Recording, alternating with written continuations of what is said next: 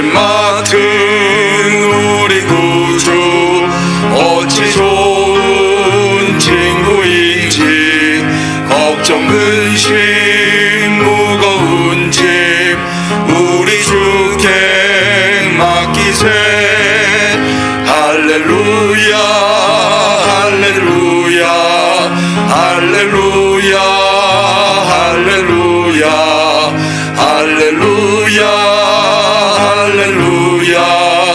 할렐루야 할렐루야.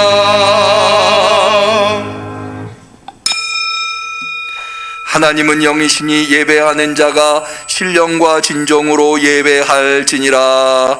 아멘.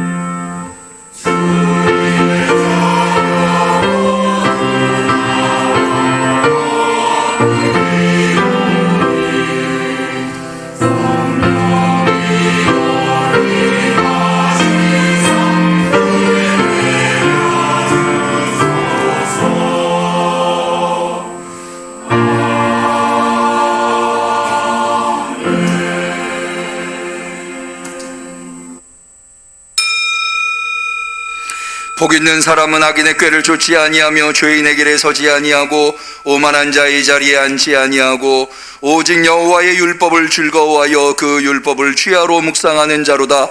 저는 시냇가에 심은 나무가 시절을 쫓아 과실을 맺으며 그 잎사이가 마르지 아니함 같으니 그 행사가 다 형통하리로다. 대저 의인의 길은 여호와께서 인정하시나 악인의 길은 망하리로다. 아멘. 만복의 근원이신 하나님께서 인정하시는 의인의 길로 나와 예배에 올리나이다. 우리가 드리는 예배를 받아 주옵소서. 이 예배가 복된 예배가 되게 하옵소서. 예수님의 이름으로 기도 올리옵나이다. 아멘.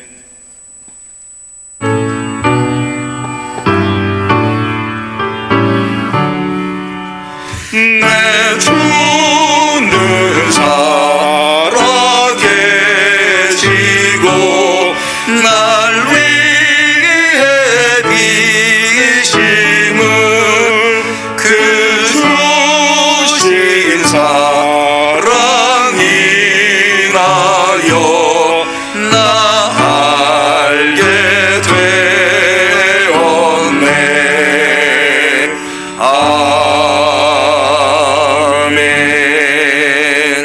성령을 보내주신 주님 앞에 우리의 신앙을 고백할 때에 전능하사 천지를 만드신 하나님 아버지를 내가 믿사오며 그 외아들 우리 주 예수 그리스도를 믿사오니 이는 성령으로 잉태하사 동정녀 마리아에게 나시고 본디오 빌라도에게 고난을 받으사 십자가에 못 박혀 죽으시고 장사한 지 사흘 만에 죽은 자 가운데서 다시 살아나시며 하늘에 오르사 전능하신 하나님 우편에 앉아 계시다가 저리로서 산 자와 죽은 자를 심판하러 오시리라.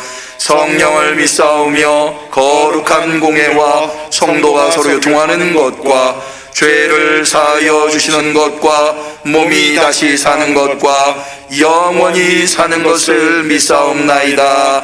아멘.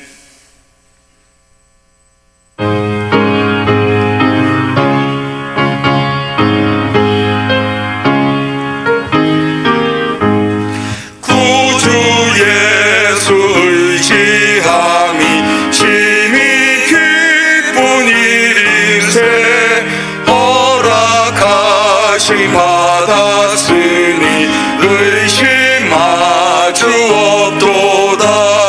예수 믿는 것은 받은 증거만 도다.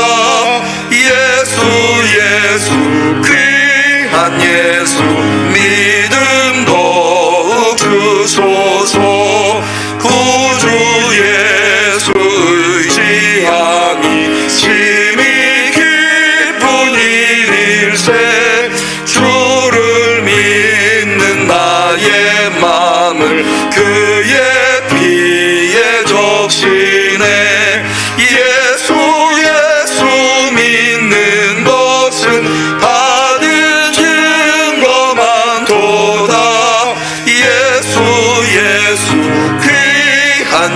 예수 믿음 더욱 주소서. 구주 예수 의지하여 죄악 벗어버리네. 아리 받고 영생함을 주께 모두 얻었네. 예수 믿는 것은 받은 증거만 도다. 예수 귀한 예수 믿음 더욱 주소서. 구주 예수 의지하여 구원함을 얻었네. 영원 무궁지나도록 함께 계시리로다. 예수 믿는 것은 받은 증거만 도다. 예수 귀한 예수 믿음 더욱 주소서. 아멘.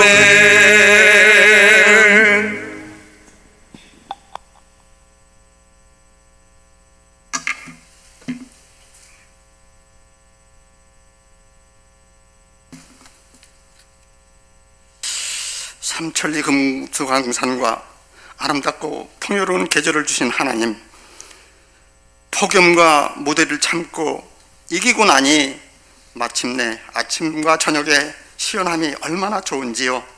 하나님 감사합니다. 결실의 계절 가을을 바라보면서 9월의 첫 주일을 주님 앞에 겸손하게 나왔습니다. 인내의 결실이 이처럼 달고 보람된 것임을 깨닫게 하시고, 시름에 잠긴 이 나라 백성들도 용기를 얻는 계기가 되게 하옵소서. 이 시간 믿음을 가진 응암교회 성도님들을 부르셔서 자녀로 삼으시고 예배할 수 있는 특권으로 주님 앞에 나왔사오니, 성령님 우리 안에 악한 생각과 마음들을 물리쳐 주셔서 진실한 믿음으로 하나님 앞에 나가는 시간이 되게 하옵소서. 주님, 지금까지 살아오면서 저희는 이 세상을 악하다고 말하며 나 스스로는 선함을 자초했습니다. 그러나 주님 보시기에는 저희 모습이 위선적이고 가식적이고 교만하고 회개할 줄 모르는 악인은 아닌지 모르겠습니다. 의를 행하는데 주저하며 강포를 행하는 불의한 백성이 바로 저희들임을 깨닫지 못하고 있었던 무지를 용서하여 주옵소서. 이 시간 거룩한 주의를 통해서 다시 한번 우리 모두가 믿음으로 거듭나는 복된 시간이 되게 하시며 하나님의 충만한 은혜가 차고 넘치게 하옵소서. 인자하신 하나님, 저희들에게는 이 시대를 분별할 수 있는 지혜가 있기를 원합니다. 장기화된 코로나와 전쟁과 재앙으로 인하여 저희들의 삶이 궁핍하고 어렵고 힘든 때 하나님의 은혜를 입은 자들이 어떤 모습으로 살아가야 하는 것인지를 분별할 수 있게 하시고 주의 진리로 충만하게 하셔서 신앙인으로서의 향기나는 삶이 될 수 있도록 주님 도와주시옵소서. 특별히 다음 주는 우리 민족의 고명절인 추석입니다. 사랑하는 가족 간 그리고 이웃을 위해서 기도하고 사랑을 나누어 줄 수 있는 저희들이 되게 하여 주옵소서. 특별히 믿지 않는 가족들을 위해서 복음을 전하는 복된 시간이 되게 하옵소서. 사랑의 하나님, 세상이 힘들고 어려운 이때에 주님의 교회는 응암교회를 붙들어 주시기를 원합니다. 세찬 폭풍우가 몰아치고 불확실성이 늪에 깊어지는 때라 할지라도 응암교회는 더욱 견고해지며 십자가의 답은 더욱 빛나게 하시고 신앙인들의 등불이 꺼지지 않게 하여 주옵소서. 어떤 시련이 닥쳐와도 주님의 사랑과 자비를 베풀 수 있는 선포하며 외칠 수 있는 교회가 되게 하시고 상처 입은 영혼들이 나음을 얻으며 강건해지는 역사가 있게 하옵소서. 어떠한 처지와 형편 속에서도 교회가 맡은 사명을 잘 감당하게 하옵소서. 또한 저희들은 주님의 몸된 교회에서 귀한 직분을 맡았사오니 책임을 다하는 신실한 일꾼들이 되게 하옵소서. 주님, 이 세상에는 주님 모르는 믿지 않는 심령들이 있습니다. 저들이 복음의 기다림을 외면하지 않는 저희들이 되게 하시며 저들이 고통과 외로움을 함께 동참하며 사랑을 베풀 때 마침내 주님 품으로 인도되는 역사가 있게 하옵소서. 오늘 또 말씀을 들고 단회에 서신 목사님을 기억하시고 준비하신 말씀을 힘있게 전하실 때에 주님의 능력이 나타나며 성령의 역사가 강권적으로 체험하는 시간이 되게 하옵소서. 주님, 이 시간 예배를 돕는 시온 성가대와 주의자님, 예배위원 봉사 대원들에게도 성령 충만함을 주시옵소서. 사랑 많으신 예수 그리스도 이름으로 기도합니다. 아멘.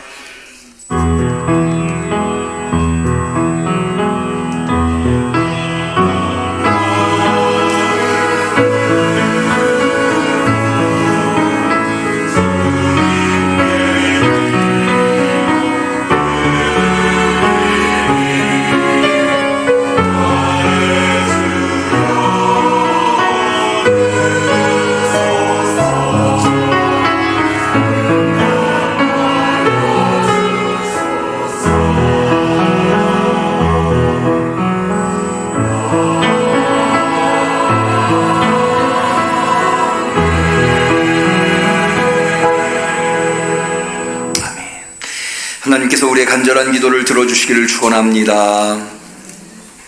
성시교독의 시간입니다. 교독문 25번 시편 103편의 교독문이 되겠습니다.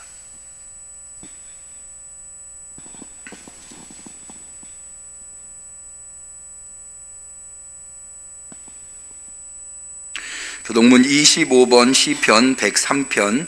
내 영혼아 여호와를 송축하라. 내 속에 있는 것들아 다 그 성호를 송축하라. 내 영혼아 여호와를 송축하며 그 모든 은택을 잊지 말지어다. 저가 내 모든 죄악을 사하시며 내 모든 병을 고치시며 내 생명을 파멸에서 구속하시고 인자와 긍휼로 관을 씌우시며 좋은 것으로 내 소원을 만족해 하사 내 청춘으로 독수리같이 새롭게 하시는도다. 여호와는 자비로우시며 은혜로우시며 노하기를 더디하시며 인자하심이 풍부하시도다. 항상 경책치 아니하시며 노를 영원히 품지 아니하시리로다. 우리의 죄악을 따라 갚지 아니하셨으니 이는 하늘이 땅에서 높음같이 그를 경외하는 자에게 그 인자하심이 크심이로다. 동이 서에서 먼 것 같이 우리 죄가를 우리에게서 멀리 옮기셨으며 아비가 자식을 불쌍히 여김같이 여호와께서 자기를 경외하는 자를 불쌍히 여기시느니라. 아멘.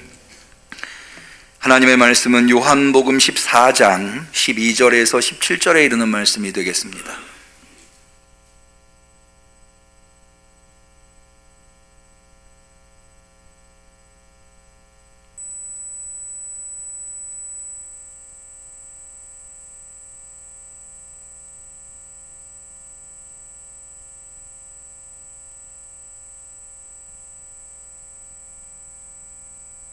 성령 강림절 14번째 주일, 특별히 추석 명절을 앞두고 있는 9월 첫째 주 주일에 하나님께서 대면으로 비대면으로 주 앞에 나와 예배드리시는 우리 성도님들에게 주신 소중한 하나님의 말씀, 요한복음 14장 12절에서 17절의 말씀, 우리가 어디에 있든지 다 한 마음이 한 몸이 되었다는 뜻으로 한 목소리로 하나님의 말씀을 같이 받들어 읽도록 하겠습니다. 내가 진실로 진실로 너희에게 이르노니 나를 믿는 자는 나의 하는 일을 저도 할 것이요 또한 이보다 큰 것도 하리니 이는 내가 아버지께로 감이니라. 너희가 내 이름으로 무엇을 구하든지 내가 시행하리니 이는 아버지로 하여금 아들을 인하여 영광을 얻으시게 하려 함이라. 내 이름으로 무엇이든지 내게 구하면 내가 시행하리라. 너희가 나를 사랑하면 나의 계명을 지키리라. 내가 아버지께 구하겠으니 그가 또 다른 보혜사를 너희에게 주사 영원토록 너희와 함께 있게 하시리니 저는 진리의 영이라. 세상은 능히 저를 받지 못하나니 이는 저를 보지도 못하고 알지도 못함이라. 그러나 너희는 저를 아나니 저는 너희와 함께 거하시며 또 너희 속에 계시겠습니다. 이는 하나님의 말씀입니다. 아멘. 시온 찬양대의 특성이 있겠습니다.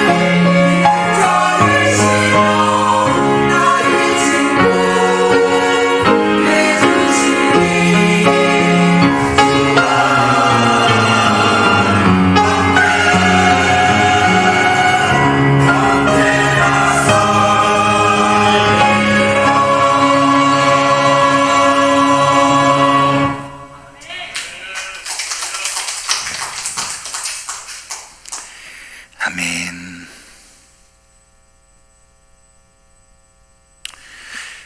어떻게 하면 신앙생활을 잘할 수 있을까요?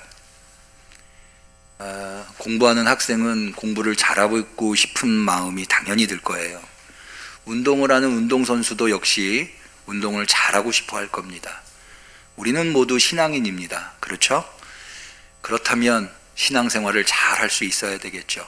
우리 응암교회 성도님들은 모두 다 훌륭한 신앙생활을 할 수 있는 성도님들이 되시기를 축원합니다. 한번 속으로 생각을 해보시면 좋을 것 같아요. 어떻게 하면 내가 신앙생활을 잘할까? 여러 가지 대답이 나올 수 있겠습니다만은 저는 이런 생각을 한번 해봤어요. 예수님께서 육신으로 이 세상의 제자들과 같이 있었던 것처럼 오늘도 우리 곁에 예수님이 육신으로 우리 곁에 계실 수 있다면 우리가 지금보다는 훨씬 더 신앙생활을 잘할 수 있지 않을까. 실제로 예수님의 제자들은 예수님을 만나기 전에는 사실 그렇게 훌륭한 인물들이라고 할 수 없었습니다. 예를 들어서 이 제자들의 대부분은 갈릴리 출신이었는데 갈릴리 사람 하면은 예수님 당시에 2등 시민, 유대인이 아닌 건 아니나 유대인으로 잘 인정하고 싶지 않은 그런 부류에 속한 사람들이었어요. 게다가 이 예수님의 제자들이 예수님 만나기 전에는 대부분은 어부 혹은 세리 이런 사람들이었잖아요. 이런 사람들은 배움도 없고 또 능력도 없고 사회에서 항상 을의 입장에서 살아갈 수밖에 없는 하루 벌어 하루 먹고 사는 그런 사람들이었거든요. 그랬던 그들이 예수님을 만나서 어떻게 변하느냐. 마가복음 6장은 그 예수님의 제자들을 둘씩 짝지어서 내보냈을 때 그들이 어떤 일들을 했는가에 대해서 가르쳐주고 있는데 12절에 제자들이 나가서 회개하라 전파하고 많은 귀신을 쫓아내며 많은 병인에게 기름을 발라 고쳤다라고 되어 있어요. 그러니까는 대단한 능력이 제자들에게서 나타났던 것을 볼 수가 있는 거죠. 이들이 이렇게 예수님을 만나고 이렇게 귀신을 쫓아내고 또 병자들을 고칠 수 있었던 이런 능력이 나타날 수 있었던 것은 예수님이 그들에게 그런 능력을 주셨기 때문이라 할 수 있습니다. 아까 제가 예수님의 제자들이 예수님에게 파송을 받아서 이제 나갔다고 말씀을 드렸는데요. 파송을 내보낼 때 예수님께서 제자들한테 이런 능력을 주십니다. 6장 7절에 보면 12제자를 부르사 둘씩 보내시며 더러운 귀신을 제어하는 권세를 주시고, 그러니까는 예수님께서 제자들한테 귀신을 제어하는 능력, 두나미스라고 하는 것, 권세로 번역됐습니다마는 그것을 주셨기 때문에 제자들이 이 귀신을 내쫓고 병자들을 고치고 하는 것이 가능했다는 거죠. 예수님은 제자들한테 권세만 주신 것이 아닙니다. 참으로 최선을 다해서 제자들을 가르치셨습니다. 마가복음 4장 33절에 보면 예수께서 이러한 많은 비유로 저희가 알아들을 수 있는 대로 말씀을 가르치시되, 그래서 최선을 다해서 제자들에게 예수님이 가르치셨다고 하는 것을 알 수 있죠. 결정적으로 제자들도 사람인지라 늘 시험에 들고 어려움에 빠졌습니다마는 그때마다 예수님은 아낌없는 도움을 제자들에게 주셨습니다. 대표적인 예로 예수님 없이 제자들이 갈릴리 바다를 건너가야 할 때에 칠흑 같은 어둠 속에서 한밤중에 풍랑을 만납니다. 꼼짝없이 죽게 되었는데 예수님께서 그걸 어떻게 아셨는지 아시고 무리를 걸어오셔서 도저히 생각할 수 없는 이런 방법으로 제자들을 찾아오십니다. 제자들도 이런 순간에는 예수님이 우리를 구할 수 없으시겠지, 도울 수 없겠지 생각을 해서 무리를 걸어오는 예수님을 예수님으로 알아본 것이 아니라 유령으로 알아보았습니다. 그래서 겁을 먹고 있을 때 예수님께서 그 배에 오르셔서 두려워하고 있는 제자들에게 안심하라, 내니 두려워 말라 하시고 배에 올라 저희에게 가시니 바람이 그치는지라. 제자들이 깜짝 놀라는 일이 있었던 겁니다.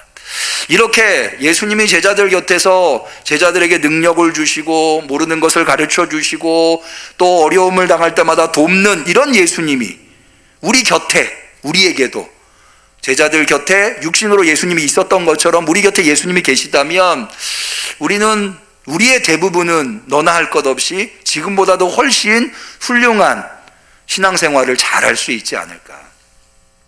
제가 이 이야기를 하는 이유는요, 그래서 참 제자들이 부럽다, 이 말씀을 드리려고 하는 것이 아니라 오히려 이 제자들의 신앙을 통해서 우리가 교훈을 얻어보려고 하는 건데요. 왜 그런가 하면 이렇게 곁에서 물심양면으로 도와주시던 예수님께서 제자들을 떠나실 수밖에 없는 상황이 됩니다.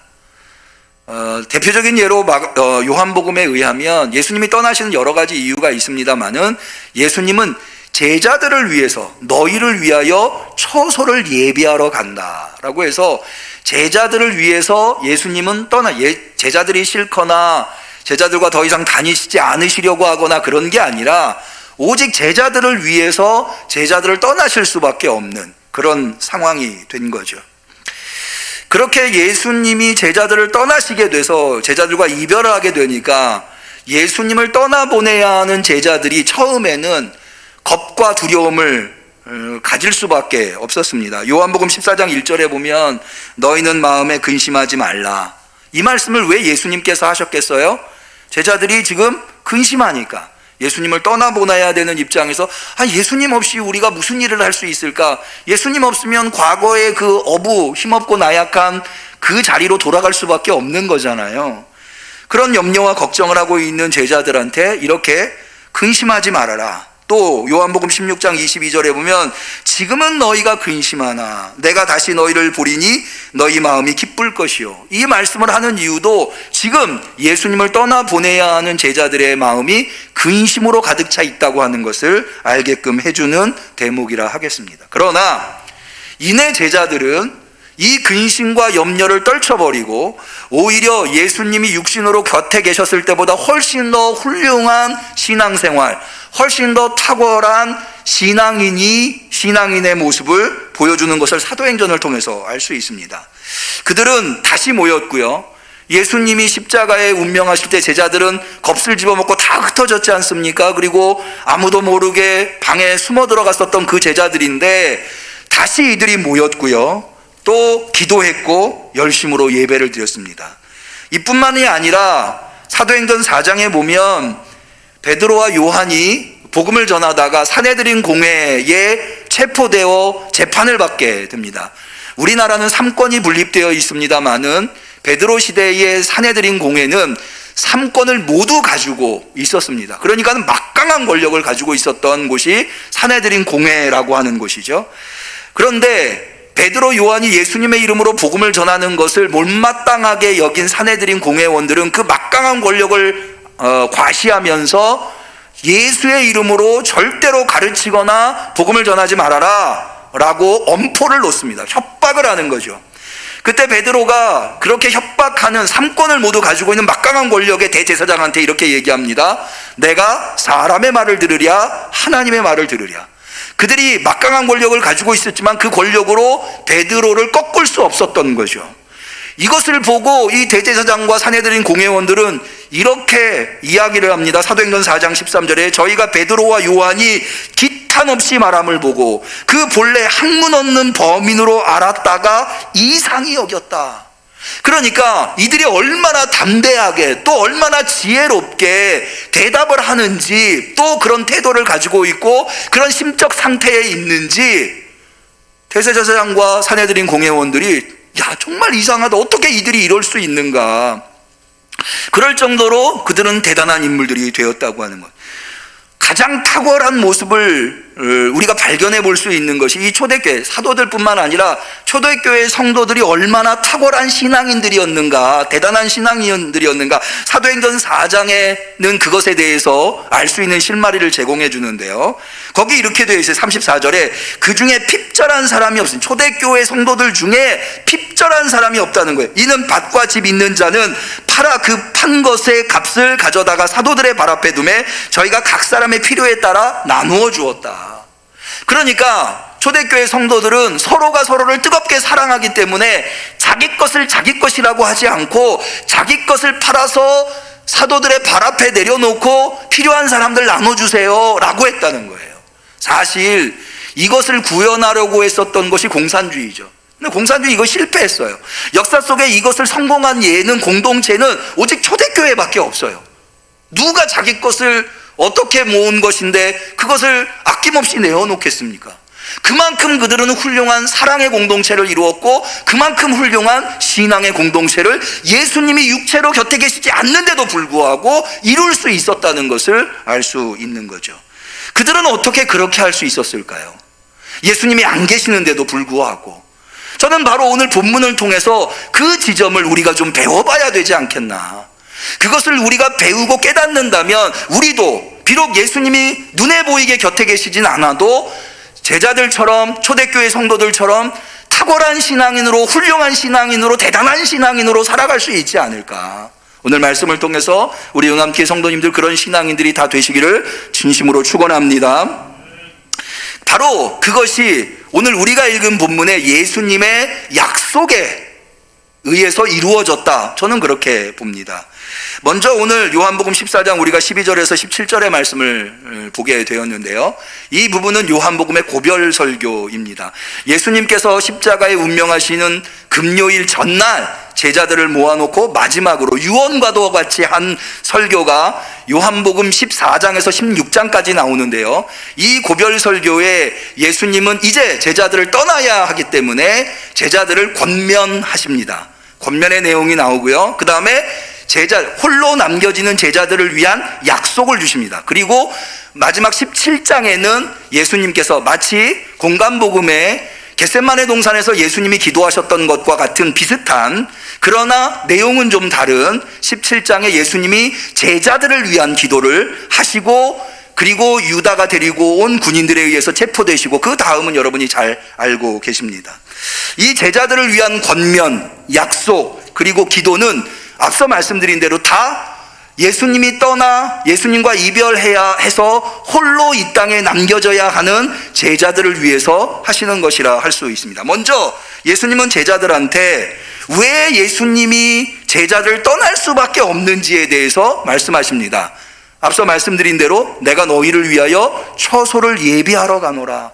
처소를 예비해야 하기 때문에 예수님은 그러니까 제자들이 싫어서 떠나는 게 아니라, 예수님이 도망가시는 게 아니라, 제자들을 이때까지도 그랬듯이 지금도 제자들을 위해서 떠나실 수밖에 없다고 하는 거예요.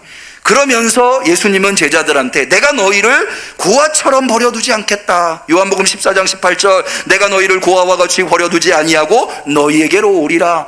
고아와 같이 버려두지 않게끔 예수님이 조치하신 것이 바로 오늘 본문에 있는 예수님의 약속이라고 하는 겁니다. 바로 이 약속 때문에 제자들은 근심하고 염려하고 두려워할 수밖에 없는 상황 속에서, 예수님과 이별하는 그런 상황 속에서 그것을 극복하고 그렇게 훌륭하고 탁월한 신앙인으로 발돋움할 수 있었다고 하는 거죠. 오늘 본문에 나와 있는 예수님의 약속은 세 가지로 나오는데요. 첫 번째는 뭐냐 하면, 자 12절을 볼까요? 내가 진실로 진실로 너희에게 이르노니.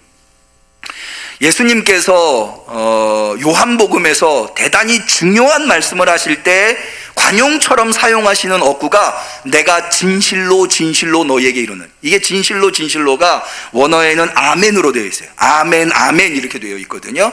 그러니까는 꼭 제자들이 알고 기억해야 하는 말씀을 주실 때는 이 말씀을 하세요. 한번 여러분들이 요한복음을 읽을 때 내가 진실로 진실로라고 말씀하시는 내용들이 무엇인가를 좀 유심히 살펴보면 그것을 아실 수 있게 될 겁니다. 내가 진실로 진실로 너희에게 이르노니 나를 믿는 자는 나의 하는 일을 저도 할 것이요. 예수님이 하시는 일을 제자들도 할 수 있게 된다는 거예요. 아니 여기서 그치지 않습니다. 더 나아가서 또한 이보다도 큰 것을, 이보다 큰 것도 하리니 이는 내가 아버지께로 감이니라. 예수님이 아버지께로 가시는으로 말미암아 제자들은 위축되고 신앙의 나락으로 떨어지는 것이 아니라 예수님이 하시던 일을 이어서 할 뿐만 아니라 예수님보다 더 큰 일을 할 수 있다는 거예요.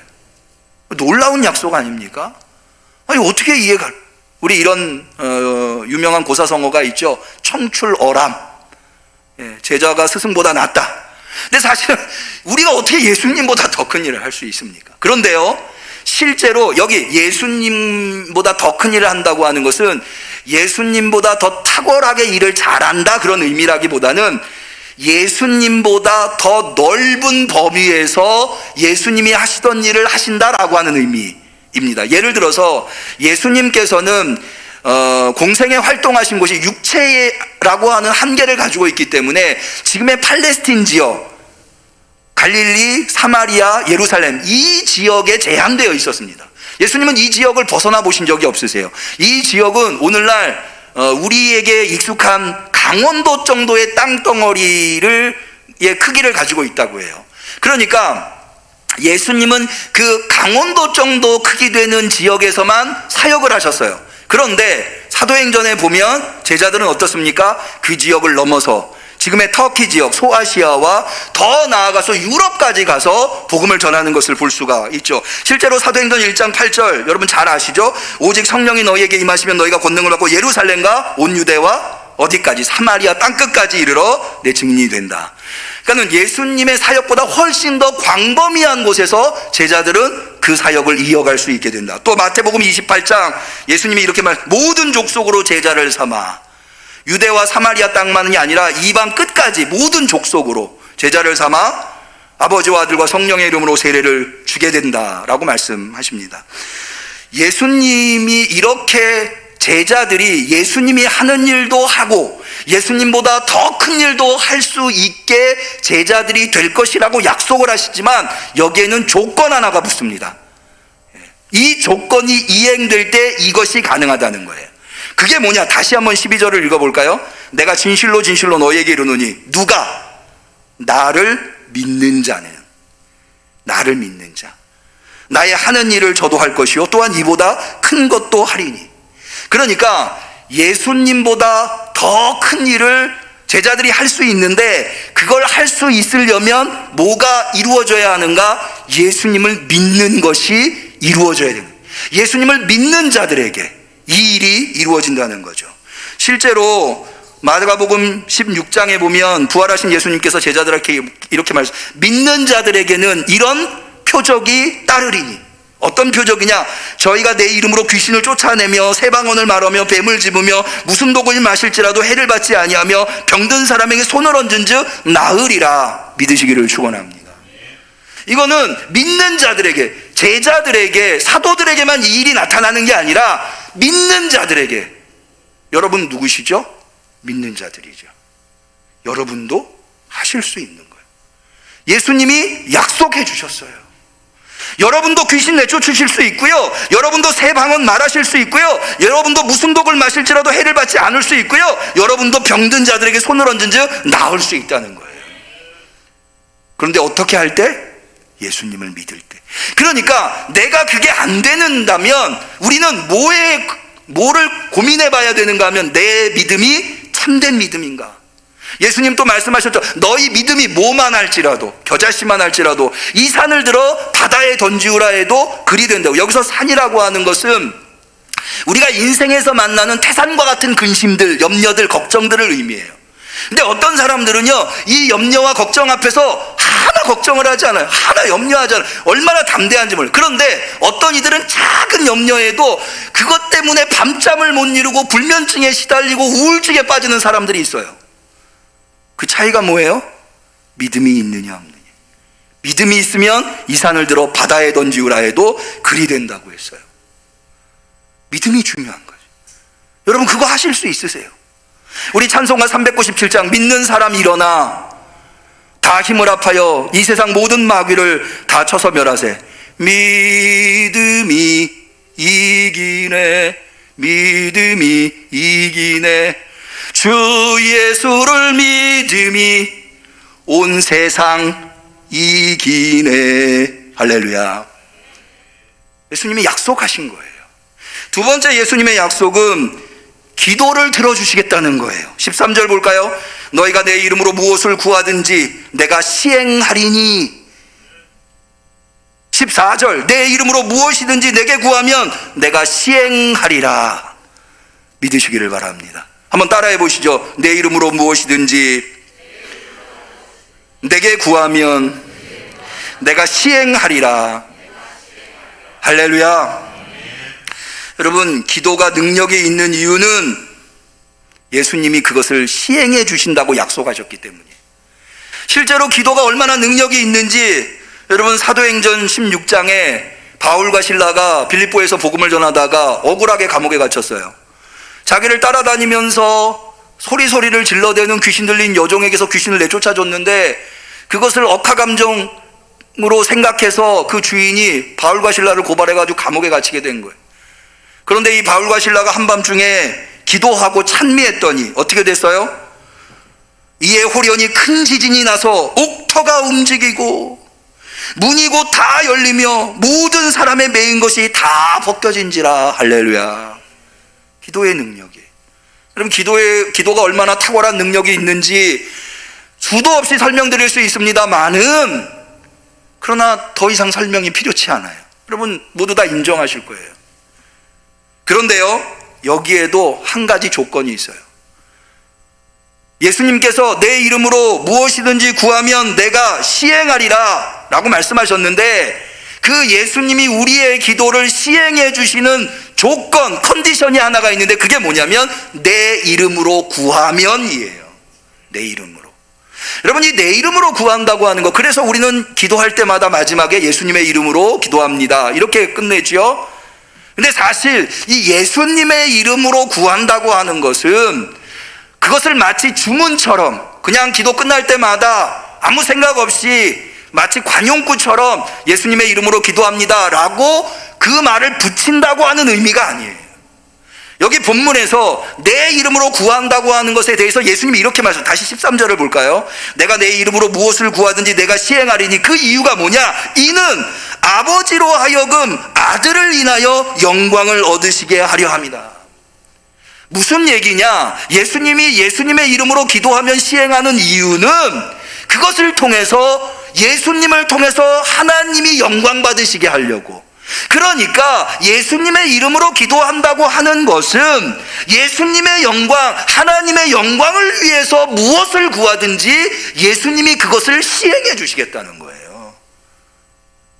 그것은 곧 예수님이 제자들에게 가르쳐 주신 그 예수님의 뜻대로 구하는 것.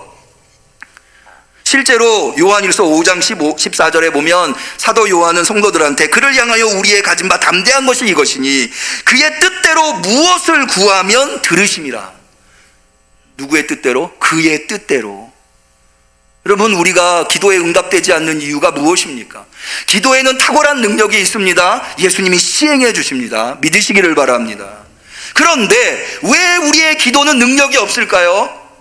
그것은 우리가 주님의 뜻대로, 주님의 영광을 위해서, 예수님의 영광을 위해서 구하는 게 아니라 내 영광을 위해서, 내 육신의 욕망을 위해서, 세상에서 나를 드러내기 위해서 구한다면 그런 기도는 응답되지 않는다고 하는 거죠. 여러분, 혹시 여러분 중에 예수님 기왕에 이런 약속 해주실 거 그냥 어떤 기도든지 다 들어주신다고 하면 좋은 거 아닌가? 왜 이런 조건은 다르셔가지고. 근데요, 여러분, 왜 예수님께서 이런 약속을 하시는지를 다시 한번 생각해 보셔야 돼요. 아까 말씀드린 대로 예수님이 나보다 너희가 더 큰 일을 할 것이다 이런 약속 주시고 내가 너희의 기도를 시행하겠다 이런 약속 하시는 이유는 지금 예수님이 제자들을 떠나셔야 하는, 이 땅에 제자들만 남아있는, 그래서 그들이 신앙을 상실할 위기에 놓여있는 상태이기 때문에 이런 약속들을 주시는 거예요. 무엇을 위해서? 신앙을 위해서, 제자들의 사명을 위해서 주시는 거기 때문에 바로 거기에 초점이 맞추어져 있어서 주님의 뜻대로 구하는 것, 하나님의 영광과 예수 그리스도의 영광을 위해서 구하는 것이 전제가 되어야 한다는 거죠. 기도에 응답받는 성도님들이 되시기를 바랍니다. 이런 것들도 굉장히 중요한 약속입니다만은, 그러나 사실 마지막 세 번째 약속은 정말 예수님이 우리에게 해주시는 약속 중에 가장 탁월한 약속이에요. 자, 16절을 볼까요? 내가 아버지께 구하겠으니 그가 또 다른 보혜사를 너희에게 주사. 다른 보혜사. 이 다른 보혜사가 바로 성령님을 의미합니다. 성령님을 주신다는 거예요.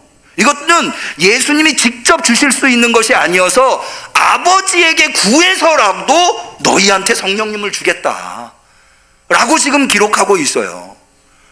그러면 왜 성령님을 주시는 것이 그렇게 굉장히 훌륭하고 소중한 약속이냐? 자, 성령님을 예수님은 두 가지로 표현하고 있어요. 첫 번째가 보혜사, 다른 보혜사라고 표현하고 있어요. 원래 이 다른 보혜사라고 하는 것은 원래 보혜사가 계신데 그분과 똑같은 역할을 하지만 그분과는 다른 분, 그분이 보혜사가, 원래 보혜사가 있고 그분과 다른 분이 그 똑같은 역할을 해주신다 라고 하는 의미에서 다른 보혜사예요. 그러면 제자들한테 원래 있었던 보혜사가 무슨 뜻인지 여러분 잘 아시죠? 파라클레토스, 곁에서 돕는 분. 제자들한테 원래 보혜사가 누구였죠? 예수님이었죠. 아까 말씀드린 대로 능력 주시고 가르쳐 주시고 또 어렵고 힘든 일을 만날 때 구해 주시고 도와주시고. 근데 이 예수님이 어쩔 수 없이 지금 떠나야 돼요. 그래서 예수님께서 예수님과 똑같은 역할을 해주는 누구를 보내주세요? 성령님을 그래서 이분을 다른 보혜사라고 표현하고 있는 거예요. 이 다른 보혜사, 파라클레토스라고 하는 단어는 몇 가지 의미를 함의하고 있는데요. 첫 번째는 변호사예요. 고대에서 파라클레토스 하면은 변론인이란 뜻이에요. 여러분, 우리가 신앙생활 하다 보면 얼마나 억울한 일을 많이 당해요. 억울하게 욕을 먹을 때도 있고요, 억울하게 힘들 때도 있고, 내가 아무 잘못도 하지 않았는데. 그런데요, 그럴 때마다 성령님께서 우리의 변호사가 되어주시는 줄로 믿으시길 바라요. 우리 곁에서 나의 억울함을 풀어주고, 그럼 변호사가 하는 일이 바로 그런 역할이잖아요. 나를 위로해주고. 뿐만 아니라요, 이 파라클레토스는 조력자 혹은 원조자라고 하는 뜻이 있어요. 여러분, 우리가 신앙생활을 할 때 힘이 모자라잖아요. 모자란 힘을 도와주는 거예요. 어떤 사명을 감당하려고 할 때 필요한 능력이 있죠. 필요한 것을 지원해 줘요. 후원자. 이게 누구예요? 우리 그리스도인들에게는 성령님이에요. 믿으시기를 바랍니다. 그게 바로 파라클레토스라고 하는 말에 담겨 있는 의미예요. 그런데요, 예수님께서는 보혜사라고만 표현하지 아니하시고 오늘 본문에 보면 17절을 볼까요? 저는 진리의 영이다. 진리라고 하는 것으로 예수님이 성령을 묘사하고 있어요. 무슨 얘기냐?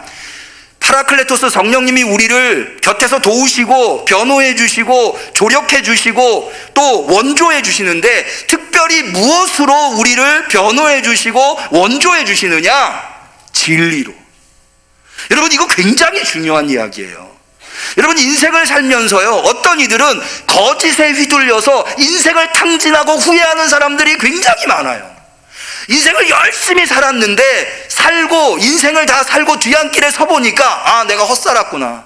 이거는 얼마나 많은 힘을 가지고 있고 얼마나 많은 지식을 가지고 있고 얼마나 많은 권력과 돈을 가지고 있느냐와는 아무 상관이 없어요. 아무리 많은 돈을 가지고 있다 하더라도 인생의 뒤안길에서 살아온 인생을 돌아보면 내가 잘못 살았구나 라고 하는 사람들이 굉장히 많다는 거예요. 권력도 마찬가지예요.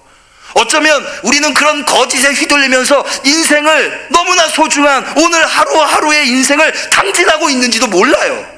그런데 성령님은 우리가 그런 거짓에 빠지지 않도록, 그런 거짓 때문에 우리의 인생을 탕진하고 우리의 신앙이 나락으로 떨어지지 않도록 진리로 우리를 이끌어 주신다는 거예요.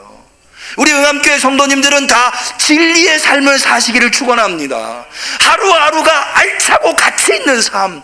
그래서 인생을 얼마를 살든지 내가 살아온 인생이 결코 헛된 인생이 아니구나, 값어치 있고 난 잘 살았다 라고 고백할 수 있는 그런 인생을 사실 수 있기를 축원합니다. 그런 인생을 살 수 있도록 우리를 이끌어주는 분이 누구냐? 진리의 영이신 성령님, 보혜사라는 거예요. 그분을 보내주시겠다는 거죠. 그런데요, 이분의 탁월함은 또 있어요. 이 성령님의 탁월함은요, 성령님이 아까 말씀드린 대로 곁에서 돕는 자예요. 내 곁에. 여러분, 내 곁에 있다고 하는 게 뭐예요? 내 편이 되어준다는 거예요. 여러분, 인생을 살면서 여러분이 힘들고 어려울 때, 고난과 역경 속에서 억울한 일을 당할 때, 누구한테도 말할 수 없을 때 여러분 곁을 지켜주는 사람이 있나요? 여러분, 그런 분이 여러분들한테 있는데요, 그게 누구냐면 성령님이세요. 근데요, 예수님은 여기서 뭐라고 얘기하느냐? 곁에 계실 뿐만 아니라, 내 편이 되어주실 뿐만 아니라 내 곁에서 더 내 속으로 들어오시는, 자 17절 하반절을 보고, 그러나 너희는 저를 아나니 저는 너희와 함께 거하시며 또 너희 속에 계시겠습니다. 우리 속에 있다는 거예요. 여러분, 우리가 억울한 일을 당할 때 그런 얘기하죠. 정말 내 속도 모르고 내 속을 펼쳐 꺼내 보일 수도 없고. 그런데요, 여러분들의 속을 꺼내서 펼쳐 보일 필요 없어요. 왜? 여러분 안에 누가 계세요? 성령님 계세요. 성령님이 여러분의 속을 다 헤아리세요. 여러분의 억울함, 여러분의 고통, 여러분의 눈물, 여러분의 괴로움, 여러분들의 두려움, 이 다 성령님께서 보혜사가 되셔서 헤아리고 계세요. 믿으시기를 축원합니다. 그런데요, 똑같은 보혜사가 예수님도 계셨잖아요. 근데 예수님보다 사실은 성령님께서 더 우리한테 소중한 이유가 있어요. 그게 뭐냐 하면요, 예수님은 제자들을 떠나실 수밖에 없잖아요. 근데 성령님은 안 떠나세요. 자, 우리 다시 16절을 볼까요? 내가 아버지께 구하겠으니 그가 또 다른 보혜사를 너에게 주사 언제까지? 영원토록 너희와 함께 있게 하시. 여러분, 지금도 여러분 곁에요, 성령님이 계심을 믿으시기를 바라요. 여러분 옆에 왜 계시는 줄 아세요? 여러분 편들어 주시려고. 여러분은 성령님을 잊을 수 있을지 모르지만 성령님은 여러분을 잊지 않으세요. 여러분이 성령님이 싫어서 떠나도 성령님은 여러분들을 버리지 않으세요. 떠나지 않으세요. 항상. 그러니까 여러분과 성령님은 뗄래야 뗄 수가 없는 거예요. 그렇게 영원토록 내 편이 되어주시는 분이에요. 믿으시기를 축원합니다. 그런데 여기에도 또 조건이 하나 붙어요. 그게 뭐냐면 15절이에요. 예수님이 보혜사 성령님을 보내주시겠다고 말씀하시기 전에 하신 말씀이 있어요. 너희가 나를 사랑하면 나의 계명을 지키리라. 갑자기 뜬금없이 너희가 나를 사랑하면 나의 계명을 지키리라 이 말씀하시고 보혜사를 보내주시겠다는 말씀을 왜 하신 걸까요? 이유가 있어요. 사랑한다, 계명을 지킨다고 하는 것은 예수님에 대한 신의, 예수님에 대해서 지조를 지킨다는 거예요. 그러니까 무슨 얘기냐면 우리가 신앙생활을 할 때 힘들고 어려울 때가 있어요. 시험에 떨어질 때가 있어요. 그런데 그렇다고 해서 신앙을 포기하지 않는 거예요. 예수님을 믿는 것 때문에 내가 불이익을 당한다고 해서 그것 때문에 예수님을 등지지 않는 거예요. 신앙의 지조를 지키는 거예요. 신앙의 신의를 지키는 거예요. 내가 그렇게 예수님에 대해서 신앙의 지조와 신의를 지키면 주님이 우리에게 성령님을 보내주신다는 거죠. 항상 우리 곁에서 우리 편이 되어주시고 우리 속을 시원하게 해주시는 분, 그분을 보내주신. 여러분, 이거 어려운 얘기 아니에요. 내가 하나님께 신앙의 지조, 신앙의 신의를 지켜야 하나님도 지켜주시지 않겠어요? 이거 어려운 얘기 아니에요. 여러분, 오늘날 정권이 바뀔 때마다 그 전에 있었던 힘 있는 사람들이 나락으로 떨어졌을 때 얼마나 많은 물갈이들이 이루어집니까? 세상 사람들은 돈 쫓아다니고 권력 쫓아다니고. 사실 우리가 인생에서 힘들고 어려운 게 뭐예요? 어제까지는 내 친구인 줄 알았는데 오늘 와 보니까 내가 약하고 병들고 힘없고 이러면 다 날 떠나가는 거예요. 여러분, 제가 그림 하나를 좀 가져왔어요. 좀 그림 좀 보여주실래요? 김홍도 추사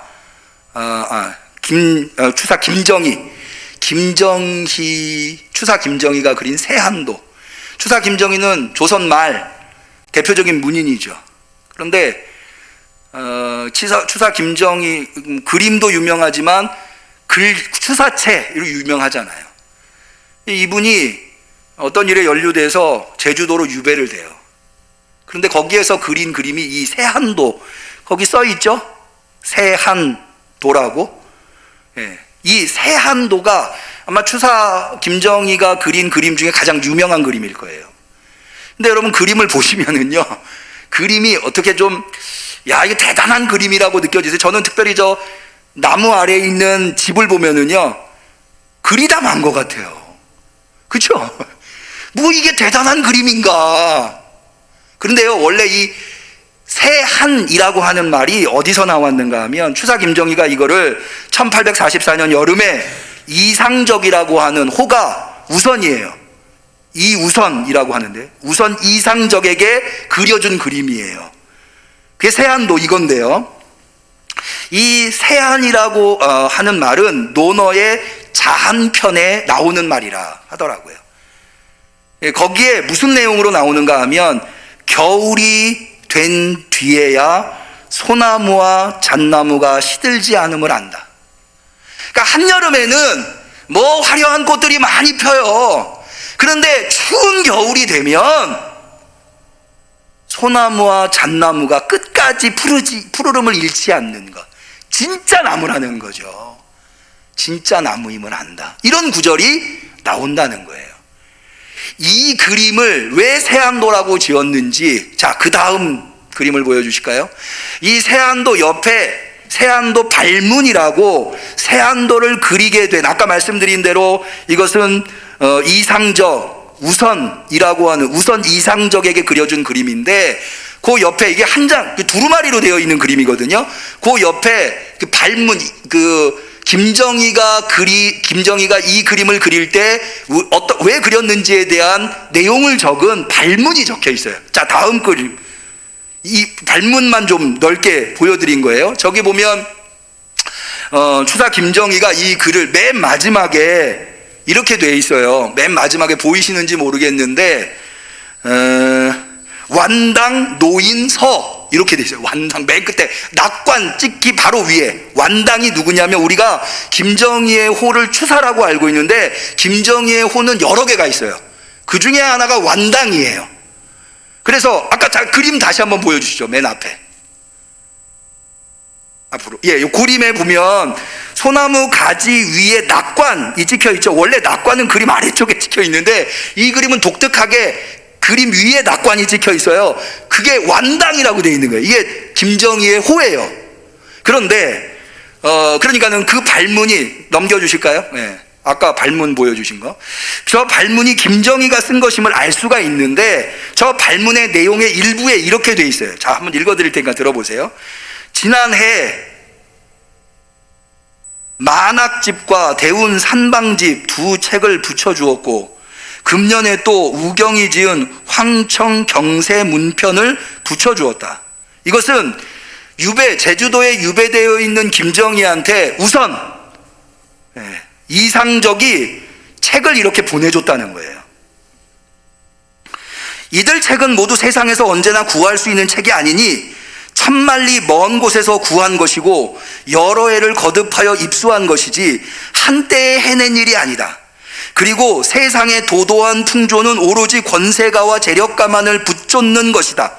이들 책을 구하려고 이와 같이 마음을 쓰고 힘을 소비하였는데 이것을 권세가와 재력가들에게 갖다 주지 않고 도리어 바다 건너 외딴 섬에서 초췌하게 귀양살이하고 있는 나에게 마치 세인들이 권세가와 재력가에게 붙쫓듯이 안겨주었다. 무슨 얘기하고 하니 우선 이상적이 추사 김정희가 대표적인 문인으로 세상에서 그 이름을 떨칠 때 많은 사람들이 김정희한테 찾아와서 어떻게 해서든지 김정희와 인연을 맺으려고 손을 대려고 그랬다가 이렇게 제주도에 유배됐더니 다 떨어져 나갑니다. 다. 그런데 유일하게 이 우선 이상적만 김정희를 그전과 전혀 다를 바 없이 대해주더라는 거예요. 그래서 소중한 책들을 이 이상적이라고 하는 사람은 원래 역관이에요. 중국과 조선을 왔다 갔다 하면서 역관이랑 통역하는 아마 김정희의 개인 통역사였는지도 모르겠어요. 그런데 변함이 없다. 이런 내용이 있어요. 자, 여기에 지금 그대가 나를 대하는 것을 보면 내가 곤경을 겪기 전에 더 잘 대해주지도 않았고 곤경을 겪기 전에 더 잘 대해주지도 않았고 곤경에 처한 후에 더 소홀히 대해주지도 않았다. 그러나 나의 곤경 이전에 그대는 칭찬할 만한 것이 없겠으나 김정희가 세도가로 있을 때 자기한테 아부하고 자기와 인연을 맺으려고 하던 그 많은 사람들보다 이 우선 이상적이 자기한테 잘해준 게 없다는 거예요. 그런데 그래서 칭찬할 만한 것이 없지만 나의 곤경 이후에 그대는 역시 성인으로부터 칭찬을 들을 만하지 않겠는가. 아까 논어의 자한편에 겨울이 찾아오고서야 소나무와 잣나무의 탁월함, 그 푸르름이 증명된다고 하는 것. 이 이야기를 공자가 했으니까 그 성인의 칭찬이 우선 이상적이 들을만하다는 거죠. 성인께서 유달리 칭찬하신 것은 단지 염동을 겪고도 꿋꿋이 푸르름을 지키는 송백의 굳은 절조만을 위함이 아니다. 역시 염동을 겪은 때와 같은 인간의 어떤 역경을 보시고 느끼신 바가 있어서예요. 한결같은 이상적이 있어서. 그래서 그림 다시 한번 보여주실까요? 그림 앞으로 좀. 저 보시면 저기 초라한 집 한 채가 소나무 아래 있잖아요. 그 옆에 있는 게 잣나무라 하더라고요. 그러니까 그림이 그리다 만 것처럼 저렇게 집을 그린 이유가 자신의 초라한 유배 생활을 하고 있는. 그런데 자신의 집이 어디 아래 있어요? 소나무 2그루, 3그루 아래. 그래서 그 어렵고 힘든 이 유배 생활을 이상적 때문에, 우선 때문에. 그래서 저 보시면은요, 아까 완당이라고 돼 있는 그 바로 옆에 4글자, 그게 뭐라고 돼 있냐면 우선시상 이렇게 돼 있어요. 우선시상. 우선시상이 뭐냐면 우선 보시게, 우선을 위해서 이 그림을 우선이 보라고 이 그림을 그린 것이다 라고 우선시상 이렇게 돼 있는 거예요. 그러니까는 이 추사 김정희가 이 우선 이상적을 얼마나 소중한 인물로 생각했는가. 알 수 있는 거죠. 우선 이상적이 대단하게 뭘 해준 건 아니에요. 그럼에도 불구하고 꿋꿋이 그 자리를 지켜주었기 때문에. 그런데요, 추사 김정희에게 우선이 있었다면 우리에겐 누가 있어요? 성령님. 할렐루야. 인간은 누구나 다, 신앙인은 누구나 다 겨울을 맞이해요. 그럼 그 겨울이 돼보면 뭐가 진실한가, 뭐가 진리인가 알 수 있어요. 성령님이 여러분을 곁에서 도와주실 거예요. 그래서 예수님은 제자들을 떠나시면서 이 약속을 하신 거예요.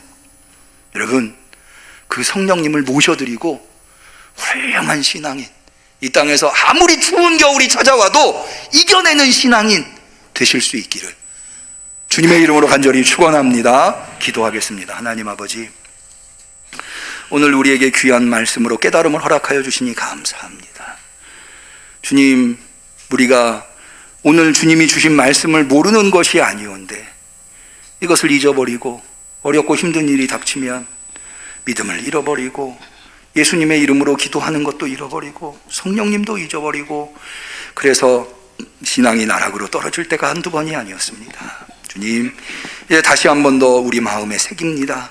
주님이 주신 약속, 이 세 가지 약속 부여잡고 끝까지 이 진실의 길을 갈 수 있도록, 진리의 길을 갈 수 있도록 역사하여 주시옵소서. 예수님의 이름으로 기도 올리옵나이다. 아멘. 우리는 감사하는 마음으로 이 예물을 드립니다.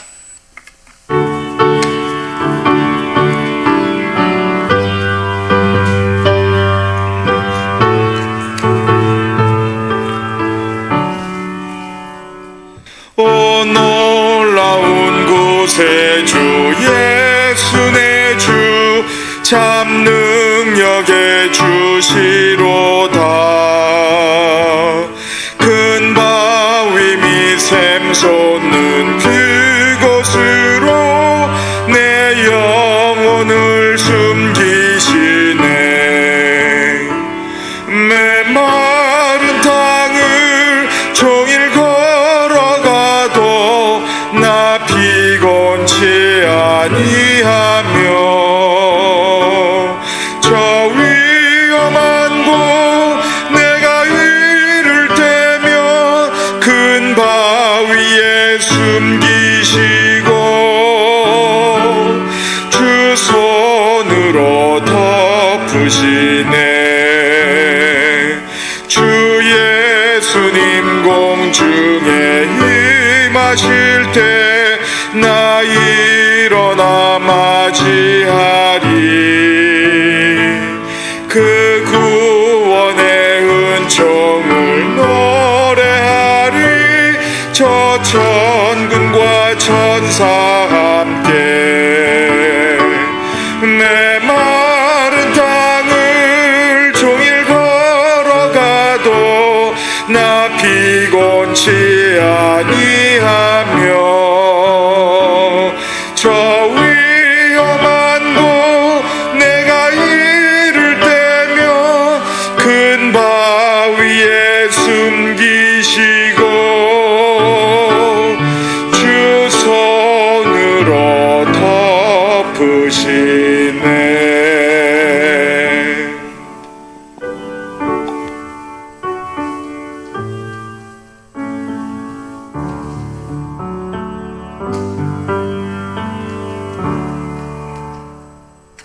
주님 앞에 귀한 예물 드린 손길이 있습니다. 11조 예물, 선교원금, 복조금, 건축원금,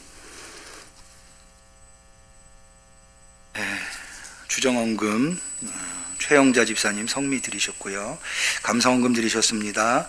해리와 예서의 삶을 주관하시고 책임져 주옵소서. 김상중, 김미영 집사님, 지난 시간 함께하여 주심을 감사드립니다. 또 좋은 길을 허락하실 것을 믿습니다. 김미영 집사님, 주님 감사합니다. 더욱더 주님 섬기기에 충성하게 하소서. 선희, 준호, 민호 동행하시고 인도하소서. 성지선 집사님, 사랑과 은혜에 감사합니다. 성령 충만하게 하소서. 박선영 권사님, 범사에 감사합니다. 전종욱, 유기순 권사님, 할렐루야, 날마다 기쁨을 주시는 나의 아버지 하나님 감사합니다. 신양숙 권사님, 삼여전도의 선교원금 건축원금들이죠. 정의채 성도님, 박은신 성도님, 김신승혜 권사님, 주 안에서 하나 되게 하심을 감사합니다. 김성화 이나래 성도님, 권연한 권사님, 정미 이정훈 집사님, 김은정 성도님, 김태현 김사랑 어린이 드리셨습니다. 우리 대리인 예물을 위해서 기도하도록 하겠습니다. 만복의 근원이신 여호와 아버지 하나님, 오늘 우리에게 이렇게 귀한 예배를 허락하여 주시옵시고 주님 앞에 나올 때에 주님의 은혜를 잊어버리지 아니하고 정성껏 준비한 예물을 주 앞에 올려드리게 하시니 참으로 감사를 드립니다.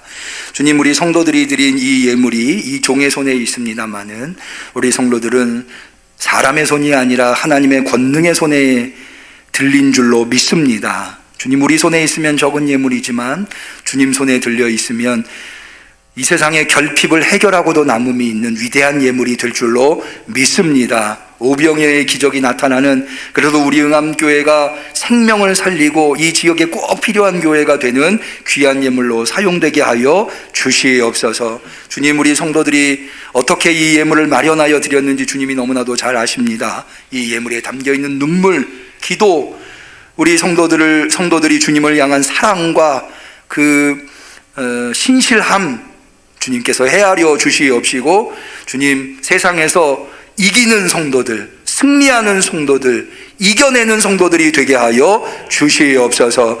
질병을 이겨내게 하여 주시옵시고 물질을 이겨내게 하여 주옵시고, 주님, 세상에서 꼬리 노릇하는 것이 아니라 머리 노릇하는, 세상을 끌고 다닐 수 있는 우리 성도들이 되게 도와 주시옵소서.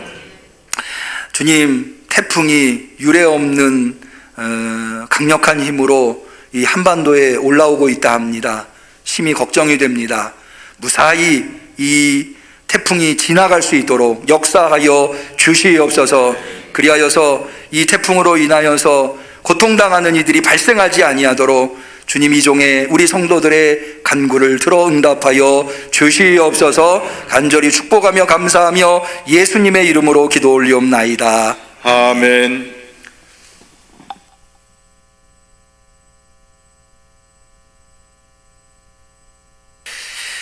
교회 소식을 말씀드리겠습니다.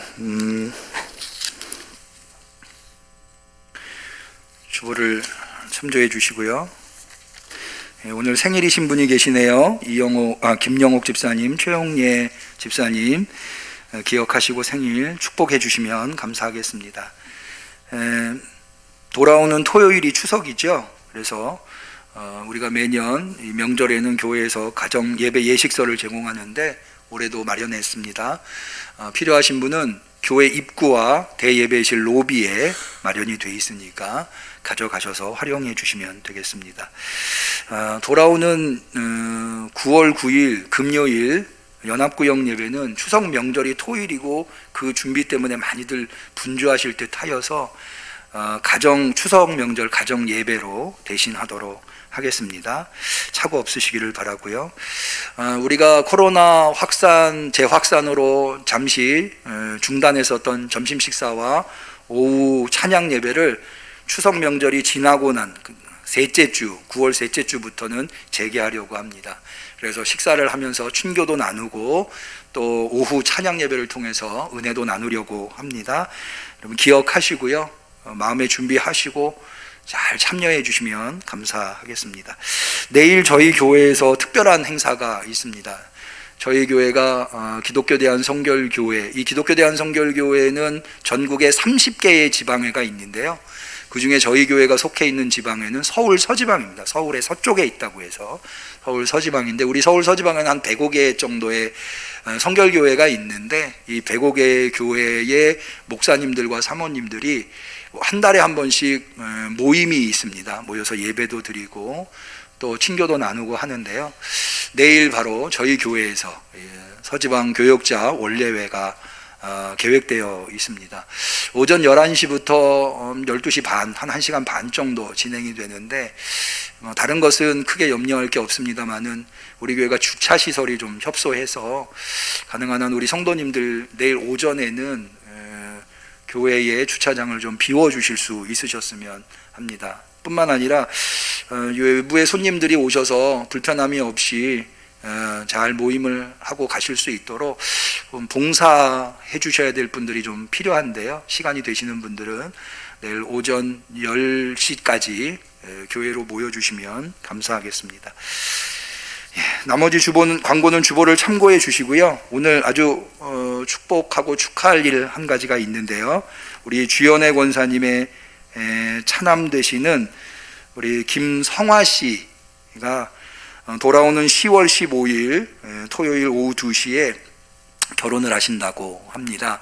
그래서 오늘 예비 신랑 예비 신부가 오늘 예배에 같이 참여하시는 것 같은데 잠깐만 좀 자리에서 따로 인사하실 시간이 없으실 것 같아서 잠깐 자리에서 일어나셔서 우리 예비 신랑은 김성화 씨고요. 곁에 계신 예비 신부님은 이나래 씨입니다. 우리 인사하실 때 축복하면서 축하하는 의미로 박수 한번 하도록 하겠습니다. 예. 자리에 앉으시면 되겠습니다. 기억하시고 많이들 참여해 주시면 감사하겠습니다. 우리 서로를 축복하는 축복의 노래 하도록 하겠습니다. 사랑하는 자여,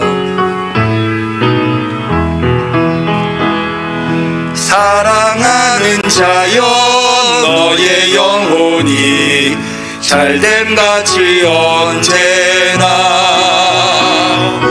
범사에 잘되고 강건하기를 내가 간구하노라. 우리 하나님께 영광의 박수를 돌립니다. 곁에 계신 분들과 서로 인사하겠습니다. 그리스도의 평화를 빕니다. 그리스도의 평화를 빕니다. 우리 비대면으로 예배드리시는 성도님들에게도 그리스도의 평화가 가득하시기를 바랍니다.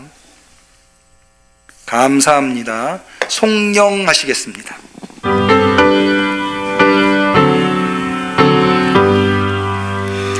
찬양 성부 성자 성녀 삼위일체 신께 영생 우흥하기까지 영광을 돌리세 영광을 돌리세.